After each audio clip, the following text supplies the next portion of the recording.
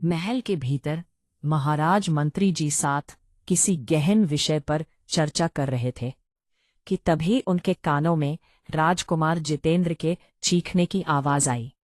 आवाज इतनी दर्दनाक थी कि महाराज भय से कांप उठे। वो तुरंत दौड़ते हुए राजकुमार के कक्ष में गए। राजकुमार अपना सिर थामे जोर जोर से चीख रहे थे, जैसे कोई उनके सिर पर तेज वार कर रहा हो। राजकुमार चिल्लाते हुए जमीन में तड़पते हुए मूर्छित हो गए। महाराज ने सब अपने सम्मुख देखा। अपने पुत्र को इस तरह तड़पते देखकर उनकी आत्मा ताप उठी। उन्होंने मूर्छित राजकुमार को उठाने की कोशिश की, लेकिन सारी कोशिशें नाकाम रही।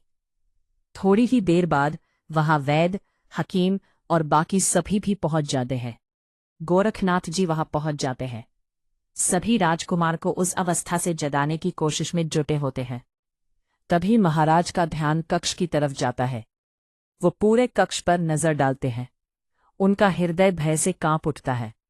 मंत्री सोहम उनकी ऐसी दशा देखकर पूछते हैं, महाराज क्या हुआ? तभी महाराज कहते हैं, राजकुमारी नंदिनी कहाँ है? महाराज, वो तो उद्यान में। महाराज, मंत्री सोहम को एहसास हुआ कि राजकुमार की ऐसे भयावह चीख तो राजकुमारी तक भी पहुंची होगी। फिर उन्हें तो यही होना चाहिए था।